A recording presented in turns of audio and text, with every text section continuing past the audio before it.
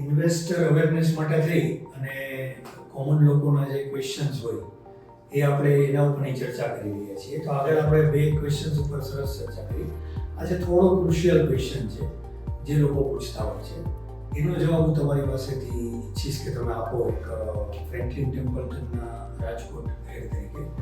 તો ક્વેશ્ચન એ છે કે મ્યુચ્યુઅલ ફંડની અંદર એક ડાયરેક્ટ પ્લાન હોય છે અને એક રેગ્યુલર પ્લાન હોય છે. તો રેગ્યુલર પ્લાન અને ડાયરેક્ટ પ્લાનમાં શું તફાવત છે, શું ડિફરન્સ છે, અને એક રોકાણકાર તરીકે ઇન્વેસ્ટર તરીકે રેગ્યુલર પ્લાનને પ્રિફર કરવો કે ડાયરેક્ટને પ્રિફર કરવો, અને બેમાં શું લાભ અને શું નુકસાન થતું હોય છે, આને લગતી માહિતી તમે થોડું વિસ્તારથી આપો. Thank you Hirenbhai, thank you Marwadi once again. So Hirenbhai, જે તમે સવાલ કર્યો આ ખાલી મારવાડી કુડી બટ મારી હિસાબે જેટલા પણ મ્યુચ્યુઅલ ફંડ નિવેશકો છે આ બધાની એક મૂંઝવતો પ્રશ્ન છે અને અવારનવાર આવતો હોય છે કે ભાઈ અમે ડાયરેક્ટ પ્લાન કરવા માંગીએ છીએ, રેગ્યુલર પ્લાન કરતાં સસ્તો પડે છે. સો પહેલો તમારો જે સવાલ છે કે ભાઈમાં ફરક શું છે, થોડી હું પાસ્ટમાં જઈશ કે ભાઈ પહેલાં ભારતના અંદરમાં રેગ્યુલર ડાયરેક્ટ જેવી કોઈ વસ્તુ રેગ્યુલર પ્લાન તરીકે જ દાખલાયું હતું. 2013 જાન્યુઆરીથી ડાયરેક્ટ પ્લાન સીબી દ્વારા લોન્ચ કરવામાં આવેલો. અને ડાયરેક્ટ પ્લાન અને રેગ્યુલર પ્લાનના અંદરમાં આમ જોવા જવું તો તફાવત શું છે, એક્સપેન્સ રેશિયો તફાવત છે, ખર્ચ જે આપણે કહીએ છીએ. જે નિવેશક એએમસી એટલે કે મ્યુચ્યુઅલ ફંડ પાસેથી જાતે જઈને નિવેશ કરે છે, જે માને છે કે મારે ડિસ્ટ્રીબ્યુટરની જરૂર નથી, હું ડાયરેક્ટ મેન્યુફેક્ચરર પાસેથી કે મ્યુચ્યુઅલ ફંડ પાસેથી જઈને ખરીદ કરીશ, તો એમાં ડિસ્ટ્રીબ્યુટરનો કોઈ રોલ આવતો નથી અને એના કારણે એક પૈસાનો થોડા પૈસાનો તફાવત એના અંદરમાં એક્સપેન્સ રેશિયોના અંદરમાં પડતો હોય છે. આ તમને જે રીતે દેખાવમાં જેટલું સરળ લાગે છે, હવે ચેલેન્જ શું આવે છે એક નિવેશકની કે આજે તમે જે પૈસા નિવેશ કરો છો, હું રિટેલ જનતા છે માનીને હું ચાલું છું અને માનીને ચાલું છું કે હું પૈસા લાંબા ગાળામાં ઇક્વિટીમાં નિવેશ કરું છું. ડિસ્ટ્રીબ્યુટરનો અમુક જગ્યાએ બહુ ક્રુશિયલ આવે છે, જે મોટા ભાગના લોકો ઘણી વખત નજરઅંદાજ કરી દેતા હોય છે. દાખલા તરીકે કે ભાઈ આજે મેં નિવેશ કર્યું તો મેં ડાયરેક્ટલી ઇન્વેસ્ટ મ્યુચ્યુઅલ ફંડ પાસે કરી. ઘણી વખત હું મારા પરિવારને એની જાણ જ નથી કરતો કે મારા પૈસા મેં ક્યાં રોકેલા છે, શું રોકેલા છે, કઈ જગ્યાએ. પછી આ ખાલી મ્યુચ્યુઅલ ફંડની સાહેબ આ હું તમને એમ કહીશ કે તમે કદાચ ભારતની જેટલી બેંક છે કે પોસ્ટ ઓફિસ છે એના અંદરમાં ઘણા બધા એવા પૈસા ફાજલ પડેલા છે જેને કોઈ ક્લેમ કરવા હોતું નથી, રાઈટ? સો અહીંયા મ્યુચ્યુઅલ ફંડમાં તમે જો ડાયરેક્ટના પાસે જાઓ છો તો મ્યુચ્યુઅલ ફંડ પાસે તમે ટ્રાન્ઝેક્શન એએમસીના અંદરમાં કરી દીધું, તમારો નિવેશ થઈ ગયો, તમને એક ખુશી રહે છે કે વિચારો મારો થોડો ખર્ચ બચી ગયો. લાઈફમાં ઘણી બધી અનસર્ટનિટી છે અને ન કરનારા કદાચ કોઈ કે બી ઘટના બને છે તો પરિવારને જો જાણ છે કંઈ વાંધો નથી કે ભાઈ કોઈ લિટરેટ પર્સન છે, ખબર છે તો એ ટ્રાન્ઝેક્શન એજન્સી સાથે કરાવી અને બાકીની પ્રોસેસ જે છે કરાવી શકે છે. પણ ઘણા બધા કેસના અંદરમાં જોવામાં આવતું નથી. અહીંયા ડિસ્ટ્રીબ્યુટરનો રોલ સૌથી અગત્યનો આવતો છે.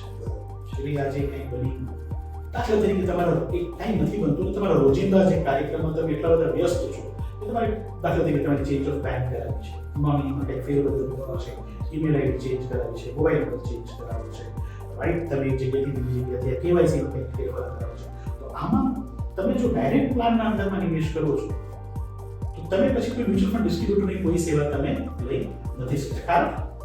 કારણ એ થાય કે ભાઈ જ્યારે ડિસ્ટ્રીબ્યુટર પહેલા જે તમારું ડાયરેક્ટ પોર્ટફોલિયો ઇન્વેસ્ટ એએમસી પાસે જાય એટલે કોઈ માહિતી મળે નહીં. પણ તો તમે રેગ્યુલર પ્લાનના અંદરમાં ડિસ્ટ્રીબ્યુટર મારફત ગયા હો આ બધી જે તમારી જે પિંજણ છે કે કડાકોટ છે, રાઈટ? આ બધી જ રેગ્યુલર તમારા મ્યુચ્યુઅલ ફંડ ડિસ્ટ્રીબ્યુટર છે બતાવે છે. પણ હું એક સ્ટેપ છે ને હિરેનભાઈ આના કરતા આગળ વિચારું છું. હું શું વિચારું છું કે દાખલા તરીકે આપણે સેકન્ડ સેશનના અંદર મેં એક વાત કરી હતી કે મોટા ભાગના લોકો કેમ પૈસા બતાવતા નથી, ફિયર એન્ડ ગ્રીડ, આ બે વસ્તુ લોકોને હેરાન કરે છે. હવે તમારા જે નિવેશ ડિસ્ટ્રીબ્યુટર છે જેના મારફત તમે રોકાણ કરો છો એ શું કરે છે કે તમને ઓળખતા હોય, તમને જાણતા હોય, તમારી તાસીર પ્રમાણેનું તમે ફંડ એને આપેલું હોય. હવે બજાર તો બરાબર તો ક્યારે નથી, રાઈટ? તો એક સમય એવો આવશે કે જ્યારે બજારમાં ખૂબ સારો ફેઝ હશે, તમને એક ટેમ્પટેશન જેવી કહેવાય, ઈચ્છા થશે કે ભાઈ આટલા સારા પૈસા બની ગયા છે, દિવાળી એવી છે, નવી ગાડી લેવી છે. પણ તમારા ડિસ્ટ્રીબ્યુટર શું કરશે? એ તમને કહેશે સાહેબ આ પૈસા આપણે છે ને ગાડી લેવા માટે નથી રોક્યા, આ તમારા બાળકોને એજ્યુકેશન માટે પૈસા રોકેલા છે, એટલે મહેરબાની કરી આ એજ્યુકેશનના પૈસા અગવડને તોડવામાં, ગાડીમાં પૈસા વેડફો તમે કચી. આ એક સાઈડ છે. બીજી ફિયરની સાઈડ આવે છે કે બજારના અંદરમાં દાખલા તરીકે 2008 જેવું જબરજસ્ત ક્રેશ બજારમાં આવે છે, અથવા કોઈ એવી પરિસ્થિતિ આવે છે જે હમણાં આપણે થોડાક સમયના અંદરમાં જોઈ. નિવેશક તરીકે તમને બીક લાગે છે કે ભાઈ હું આ પૈસા ભેગા કરી શકીશ કે કેમ? તો ત્યારે તમારા એડવાઇઝર જે છે, જે ડિસ્ટ્રીબ્યુટર છે, એ ડિસ્ટ્રીબ્યુટર તમને એમ કહે છે કે ભાઈ સાહેબ કંઈ ચિંતા કરવાની જરૂર નથી. આ જે કંઈ પણ ઉથલ પાથલ છે એના પરાના કારણ છે. આપણે પૈસા ઓછામાં ઓછા 7, 8, 10, 15 વર્ષ માટે રોકેલા છે. આ જે કંઈ પણ ઘટના બનેલી છે પહેલી વખત કોઈ ભૂતકાળના અંદર 20-40 વર્ષમાં બજારમાં આવું ઘણું બધું બનેલું છે. તેમ છતાં ઇન્ડેક્સ અને જે તે મ્યુચ્યુઅલ ફંડ આટલા બમણા પૈસા કરેલા છે. સાહેબ અહીંયા છે ને ડાયરેક્ટમાં એક મોટી ચેલેન્જ શું આવે છે? મોટી ચેલેન્જ એ આવે છે કે અહીંયા તમને કોઈ કહેવા મારા હિસાબે જે હું સમજુ છું, ડિસ્ટ્રીબ્યુટરનો રોલ અહીંયા છે ને પેલા મહાભારતના અંદરમાં શ્રી કૃષ્ણનો રોલ આવે છે. બે અર્જુન જ્યારે કૌરવોને જોવે છે કે ભાઈ આને હું કેવી રીતે એમના સાથે યુદ્ધ કરું, આટલા બધા મારા ભાઈઓ અને બધા સગાઓ છે બધા. સો ફિયર એવી જે આપણે કહીએ છીએ. સો ડિસ્ટ્રીબ્યુટરનો રોલ આમ જોવા જઈએ તો બહુ મહત્વપૂર્ણ છે.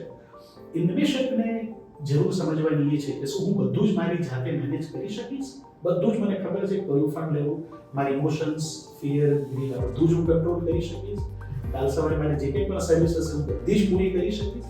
જોઈને એવું લાગતું હોય કે હું બધું જ કરી શકું એમ જોઈએ તો ડાયરેક્ટમાં બિલકુલ જાઉં, પણ મારા હિસાબે એડવાઇઝર જરૂરી છે. બરાબર છે. એટલે મને લાગે છે બહુ સરસ રીતે તમે દ્રષ્ટાંત પણ સરસ આપ્યું. જેવું આપણે અહીંયા લોકલમાં જોતા હોઈએ છીએ કે ભાઈ મને મેડિકલનું થોડું જ્ઞાન છે, જાતે જઈને દવા લઈ આવું છું, મેડિકલ સ્ટોર પરથી મને મળે જ છે.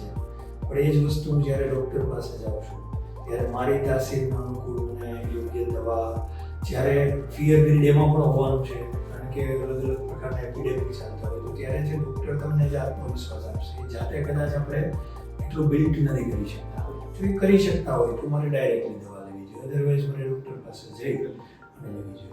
પણ એક્સપેન્સ વાઇઝ બહુ એટલો મોટો પણ ડિફરન્સ એમાં કદાચ એક્સપેન્સ રેશિયો વાઇઝ લોકોને જેવડો ભય લાગે છે એટલો નહીં હોય. એક ક્વેશ્ચનનો જવાબ એ સાથે આપી દો અને બીજો ટૂંકાણમાં એક એ જવાબ પણ આપી દઉં કે બંનેનું જે ફંડ મેનેજર મેનેજ કરે છે એ બંનેનું બકેટ છે એ એક સરખું જ હશે, ખાલી ને ખાલી બંનેનો પોર્ટફોલિયો પણ સેમ હશે, ખાલી ને ખાલી જે એક્સપેન્સ રેશિયોનો છે એ ડિફરન્સ છે. જી, સો આપણો સવાલ બે ભાગોનો છે. એક એ છે કે ભાઈ સવાલ કેટલો એક્સપેન્સ રેશિયો છે. તો ડેટ ફંડ જે છે, વ્યાજવાળા ફંડ છે, બોન્ડ, ફિક્સ્ડ ઇન્કમ ફંડ છે, તેમાં ખર્ચનો ડિફરન્સ જે છે બહુ મિનિમમ હોય છે, કારણ કે મોટા ભાગના બહુ લાંબા ગાળા માટે હોતા નથી. ઇક્વિટીના અંદરમાં તમને આ ડેટ કરતાં થોડું તમને ડિફરન્સ વધારે દેખાય. એઝ સચ પોર્ટફોલિયોમાં કોઈ ફરક નથી. કન્સ્ટ્રક્શન પોર્ટફોલિયો છે કોઈ ફરક નથી. તો આ નિવેશકને કેમ ખબર પડે? બહુ સીધી વાત છે. તમે ફેક્ટશીટ કોઈ પણ એજન્સીનું પાડો, તમે એના ફેક્ટશીટનું પહેલું પાન વાંચો તો ત્યાં તમને એના અંદરમાં પૂરી માહિતી આવી જશે કે એક્સપેન્સ રેશિયો રેગ્યુલરનો શું છે, એક્સપેન્સ રેશિયો ડાયરેક્ટનો શું છે. 5-10 પૈસાથી માંડી અને 70-90 પૈસા સુધી અલગ અલગ ફંડના પ્રમાણે હોઈ શકે. કોઈપણ ટૂંકા ગાળા થોડો જાજો હોઈ શકે, થોડું વધુ હોઈ શકે, અને આ મૂળ રકમ ઉપર નથી. ડન છે. મને લાગે છે કે રેગ્યુલર પ્લાન અને ડાયરેક્ટ પ્લાનનું સૌથી વધારે પૂછાતો સવાલનો જવાબ પણ આજે આપણે મેળવી લીધો છે. ફર્ધર નવા ક્વેશ્ચન લઈને આપણે ફરીથી મળીશું. Thank you. ચેતનભાઈ.